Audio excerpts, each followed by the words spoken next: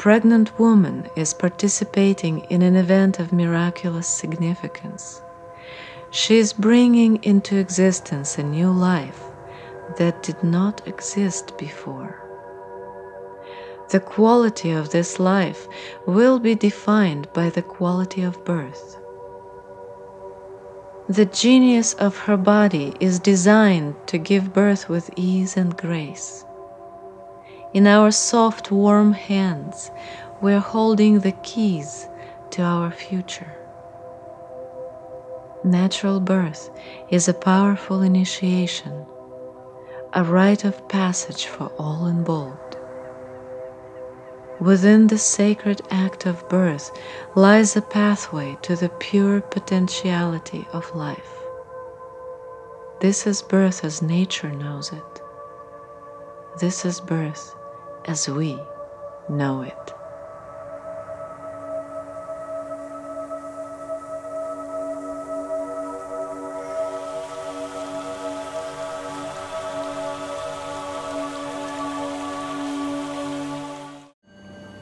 Hi everybody, welcome back. So that was a beautiful video. You'll see more of it later on. That was the video by Elena, Birth as We Know It. It's available, go to Elena's website if you want to see the whole thing. And the beautiful piece of art you see in between Elena and I is again by Olivia Lashley, Aurorian Helix. Olivia is from the United Kingdom, and she does her art under the artist name LIVZ.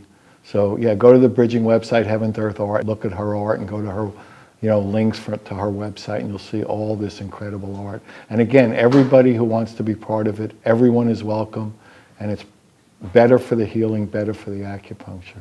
So welcome, Elena. It's my pleasure to be here. Yeah. And so they've seen part of the video, so they know the power of conscious birthing. And how in your, as I said, you've had an extraordinary history, which, coming out of Russia and all that. How did you get into that? That was your spoke, that was your way of raising consciousness, of bringing us home into that love. When did that become real for you? It became real for me in 1982 when I met this person, Igor Cherkovsky, who basically pioneered this concept in Moscow, in Russia at that time. And in the first meeting, he basically outlined for me the correlation between the way we're coming into this world and the quality of our life. That was the basic piece that really got my attention. At that time, birth was absolutely the last thing on my mind. I was not even planning to have my own children due to my own birth trauma. I was absolutely terrified at the thought of an insanity of why would somebody want to do something like that. It's just multiplying misery was not a virtue in my book. And when he explained to me that if we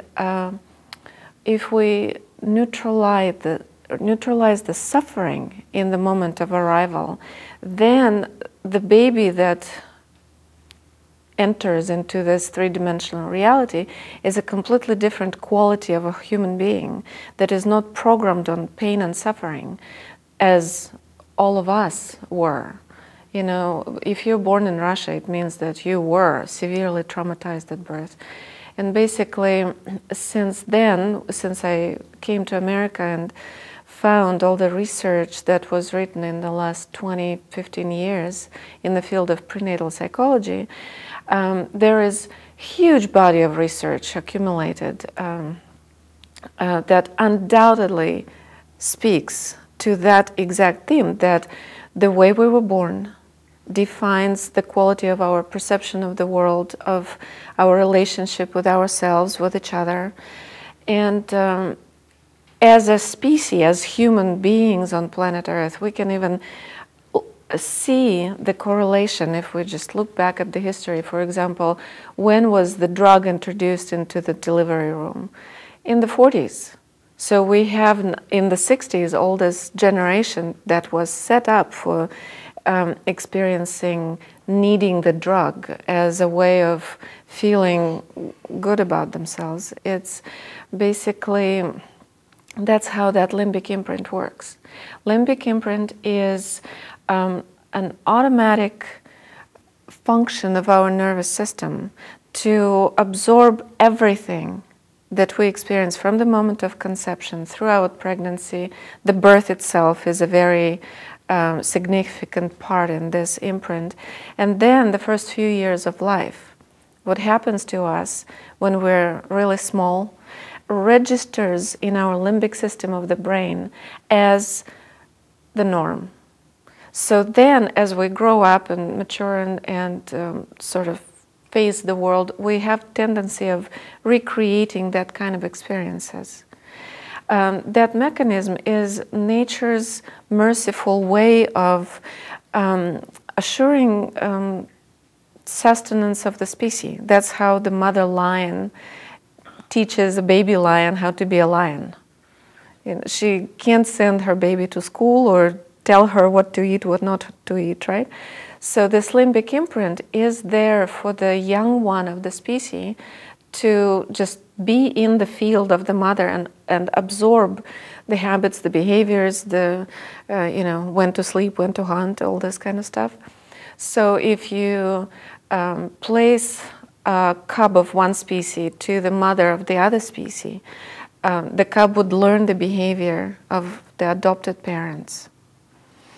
And basically this mechanism was widely used by humans for thousands of years because it's not in the nature, for example, a horse to be a war horse. So if you take a wild horse and put her in the front line where people are fighting and screaming and machetes and swords are going, the wild horse would just take off, would not do that. But if you bring the horse from babyhood into experiencing that kind of environment as normal, then it's not objecting. Or the same thing with elephants and camels. Basically, if you take the young of the species and establish a certain environment, they don't object. So it's only a one short step to make the next conclusion. Why do we need suffering at birth? You see, all the other species don't know about suffering at birth.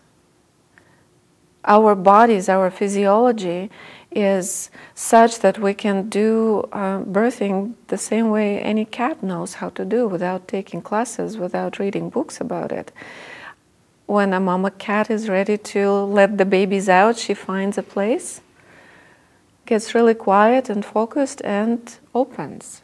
And the female body is quite powerful and magical that way. A woman becomes not a solid frame. She becomes this portal that is ever able to expand and surrender to this powerful vortex of the birthing field that is actually the spiraling energy that comes and takes over the whole process and allows a woman to have this incredible experience when the birth becomes not the suffering but instead a rite of passage, initiation into her true power of the creatrix of new life. The woman's body is perfectly equipped, neurobiologically, hormonally, anatomically, for creating life, for creating a new universe, if you wish. And that would be such a strange, oops, I forgot that little part, on the part of the creator about how to get that new universe out of there. There was no mistake. The only mistake there is right now is us believing that there was a mistake. And basically this whole idea of suffering at birth, it's a learned, conditioned myth that was created not that long time ago in the history of evolution of planet, maybe a couple thousand years ago. And before that, now they're telling us that there was high mortality and all of that stuff. But you see, high mortality was not due to actual birthing process. It was due to countless other factors: malnutrition, wars, plagues, domestic violence. That was quite, a norm in olden days, that wife beating was kind of a socially acceptable norm. Plus, traditionally, young girls were given as wives to a marriage kind of institution way before they even reached childbearing age. So there was so many factors that were playing into this whole situation that was putting us as a species into this kind of really strange, dissociated, disconnected way. With everything Right, we do. right. And it starts with birth, because if you introduce that kind of level of dissociation right into the limbic imprint, there we have the whole population that really doesn't understand which way is up and down, what's right, what's wrong, because the sense of right and wrong is innate to our spiritual, soulful journey, but not if we are yanked out of our connection with the source from which we arrived in the first place. And that is happening again due to very specific neurobiological function of our brain to check out when the going gets really tough. You probably saw footage of some hunt in Seville or wherever, when the predator is going after the prey. And in that case, when the hunt was successful and the fangs close on the prey's neck, what happens next? You see that the prey goes like, and you can see that it's still alive, it's blinking their eyes, and there is still some breathing going on, but she's not there. There goes that mechanism to leave, because it's not nice to be there when your body is being torn to pieces, when you lunch. It's just nature ensured that there comes in the certain level of numbness that that allows the pain that doesn't hurt. So with humans, what happens is that when we get that sensory overload as our very first experience in life, we do the same thing, we check out. And you're of the opinion that we, in a sense, never come back. That depends on what happens afterwards. That really depends on the parenting style. So if the parents really understand that the baby is a deeply feeling human being, that it's not just a small piece of flesh that is not quite person yet, which was, until quite recently, a strong belief. Even open heart surgeries were done without anesthetics, just with paralyzing agents to keep the babies still and quiet so they can't move, because it was actually printed in the medical Bible that babies don't feel. Because it was used to be believed that until you can talk about it and remember and articulate, verbalize, you're not a person yet. So sort of nobody is there. But the sensory apparatus is not cortex. It's not the cognitive function. The sensory apparatus happens in that limbic part of the brain, which is governing the sensations, the feelings, love, feelings of anger or frustration, mother's conflict, internal conflict about whether she wants a child or not, whether she's in good connection with the father of the baby, whether she is empowered in this pregnancy or terrified of it. All of this is known very intimately by the baby. Energetically. Well, energetically, yes, but also chemically, because the baby is basically swimming in the mother's juices, and whether she's producing oxytocin and serotonin and melatonin, all those feel-good kind of hormones of love and well-being, or she's producing adrenalines and all those stress hormones that keep her in this fight and flight kind of mode, if she has to protect herself during pregnancy. So all this chemistry is not filtered by placenta. It's going into the baby and affecting baby absolutely instantly and immediately. So the baby's flesh is built either from I love you, I want you, you are the center of my universe now, I'm surrendering to loving you for the rest of my life, this kind of energy.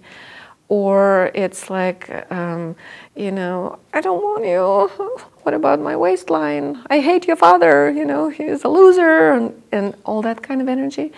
And there is so much research that on my website I actually have a huge reference list for resources. By the due date, by the day of birth, the baby has already established character, personality trait, health basis, sexuality, ability for love and intimacy, or inability for love and intimacy. That very primal human function, the ability to love,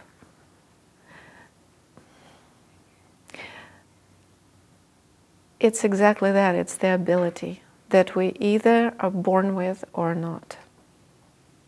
So if we were not, if we were scared in utero, if we didn't really experience this world as welcoming and safe and worth being born into, you know, on that physical primal level. Of course, there is a dynamic going on because our spirit wants it. Right, chose you know, that's to be how in we there. got in there in the first place, right. because it's, you know, there was Right. this intention, and our soul wants it because it happened. You know, the proof is in the pudding. If we didn't want Right. it, it would not have happened. Right. But there is also that physical level, that pure three-dimensional physiology that could be absolutely terrified of the notion of embodying in this world. Wow.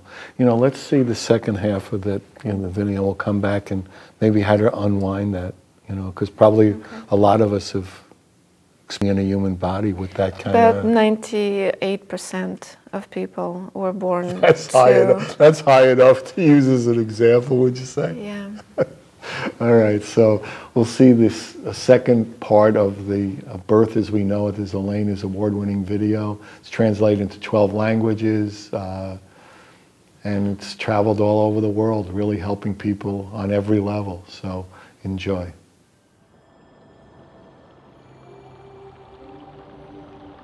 Conscious birth is about meaningful, purposeful procreation, about creating our own reality. What really makes it a conscious birth is the preparation during pregnancy. I cannot overemphasize the importance of it.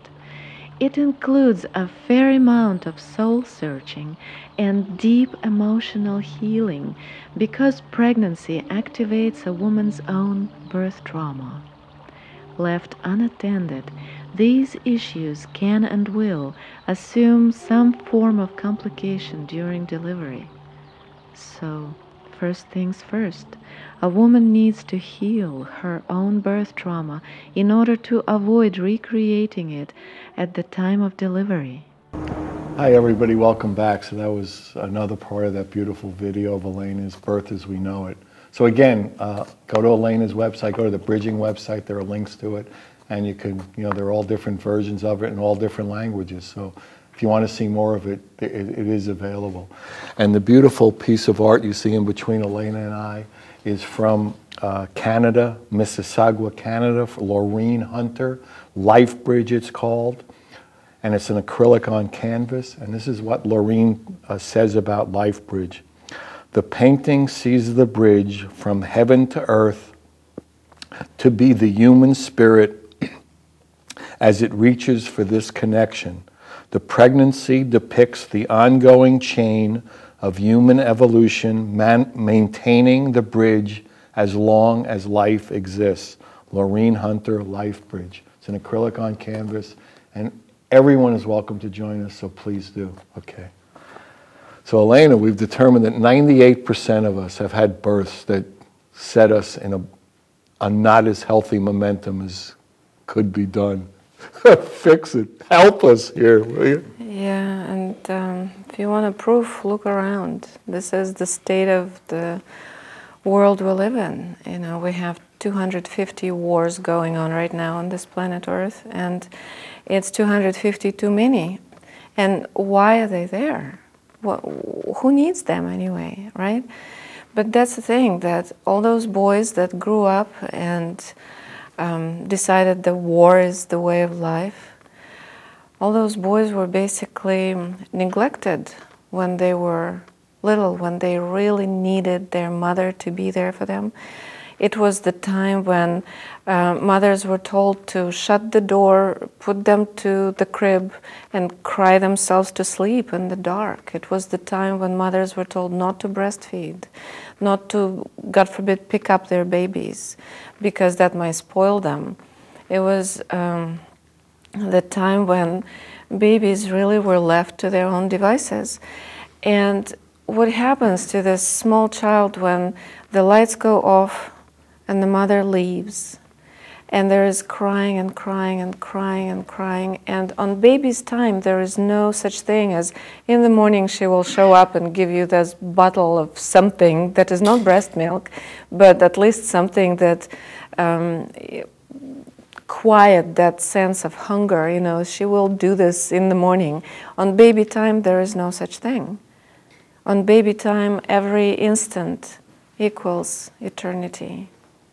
So that, you know, we're not even talking about all the complexity of emotions that women go through pregnancy, all the terror of birth and suffering of birth. We're talking about just one little thing of leaving the child alone to sleep. And basically that sets up that mentality that there is absolutely nobody out there for me, that knows my needs, that knows how to take care of my needs, that gives a damn about my needs, you know.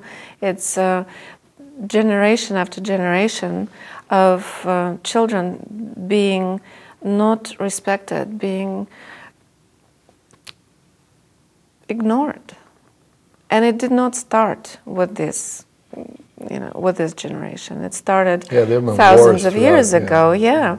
We as a species, right. Yes, there was this notion that war is the natural state of our being. But guess what?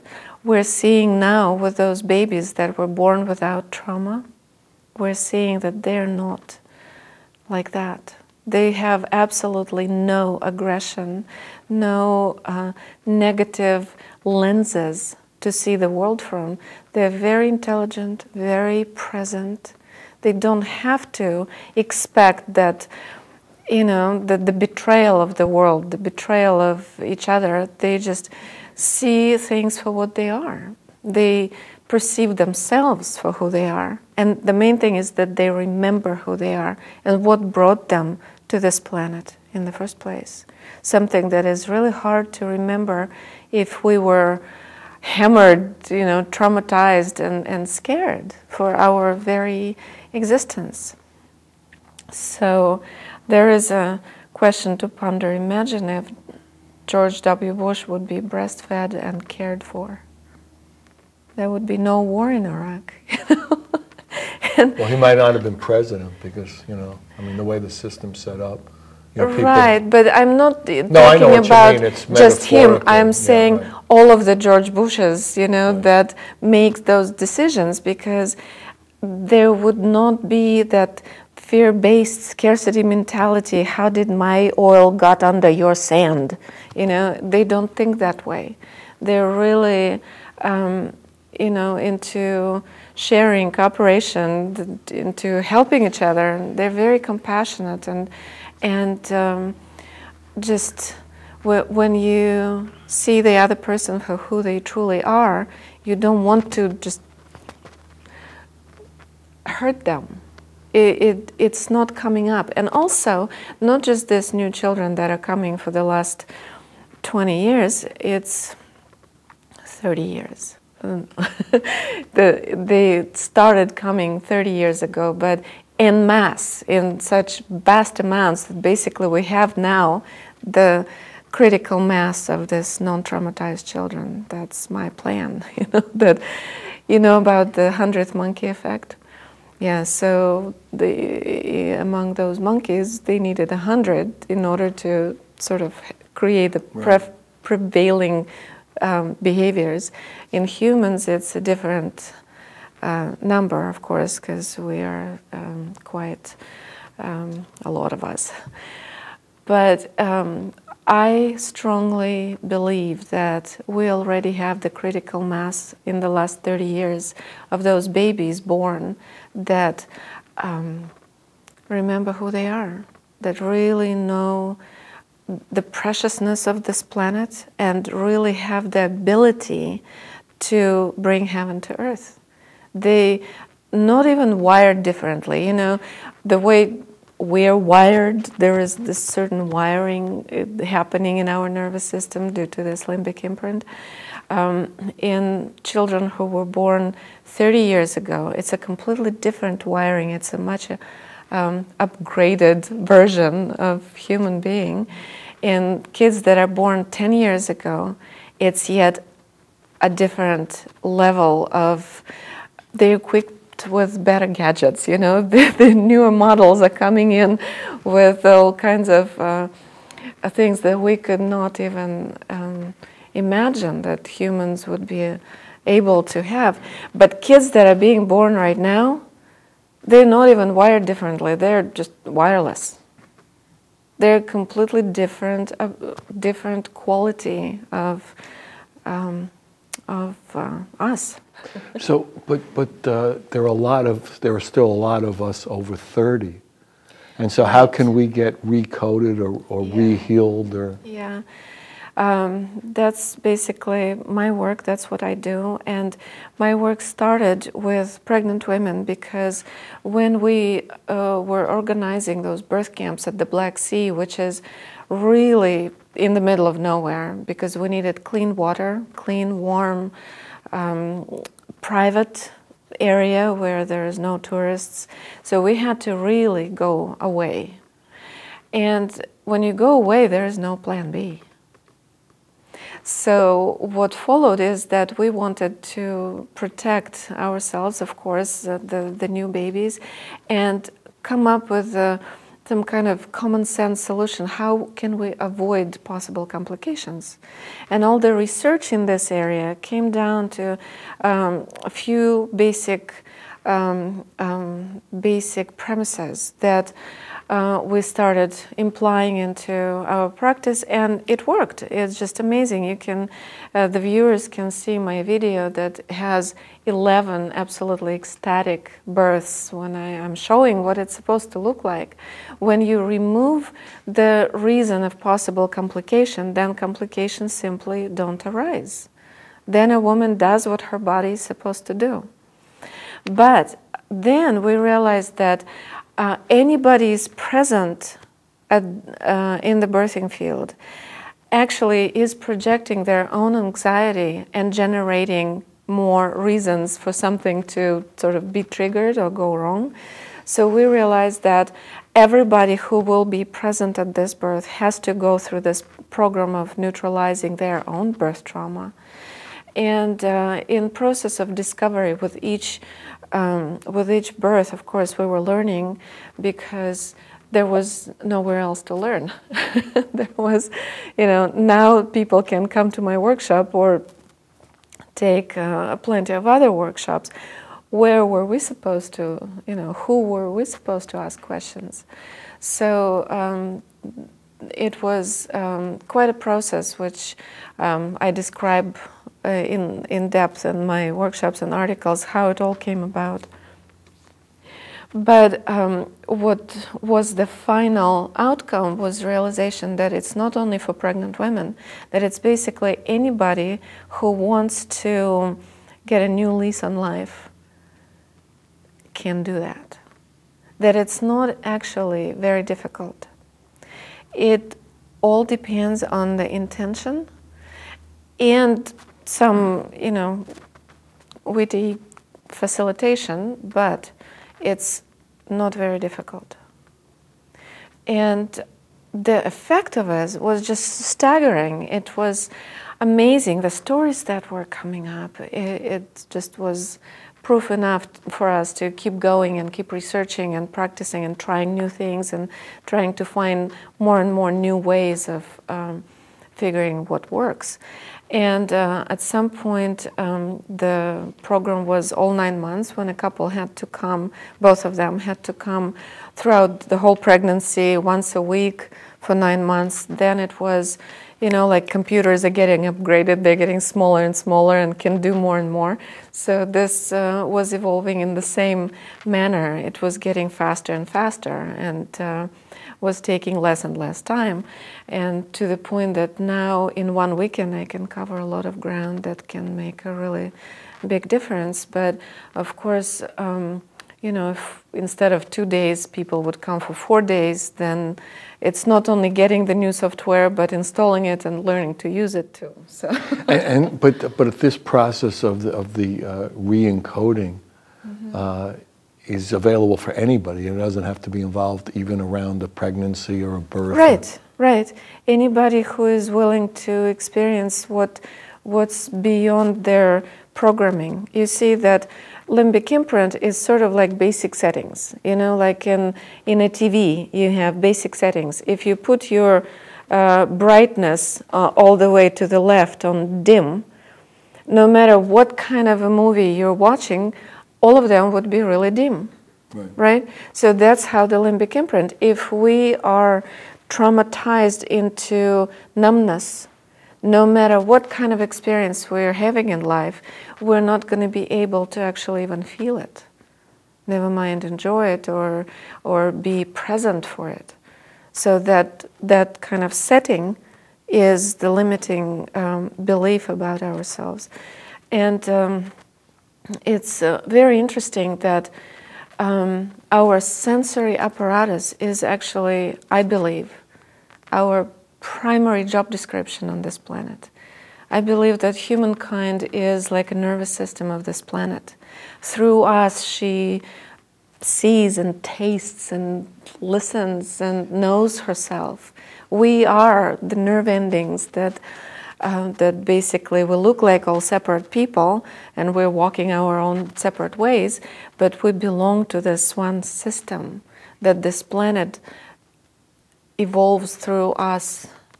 And in that sense, our ability to sense is what we're here to do, to collect the experiences, to bring it into our conscious awareness, what they are, what we want, what we don't want, find out, where we belong in this world.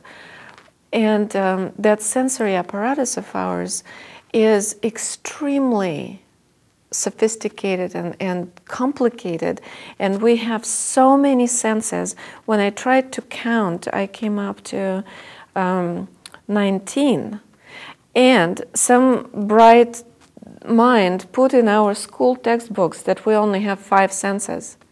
That's a highway robbery, right there. We're getting screwed. We're getting screwed big time. It's not fun.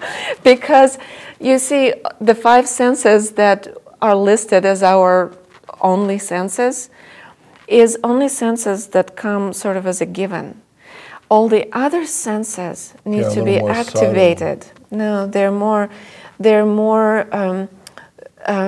capricious. So if they don't get activated, they don't get to be owned. Like sense of right and wrong, like sense of balance, sense of time, electroception, telepathy, empathy, nociception, that's the sense of pleasure, experiencing pleasure. Proprioception, that's where we know the body, like the presence in the body. It actually has a fancy word, proprioception. That's the one that Highway Patrol uses to see if you're drunk, when they make you close your eyes and touch your nose. So if you're there. Right, if you're drunk, you can't find your nose. So that's proprioception is off. But you know, it's interesting, but we're really coming to the end of the show, and you've said so much. You'll have to come back, because I think there's a lot more to talk about in how we can... You think? I do think. And I think you're just getting warmed up. But, I haven't even get started yet.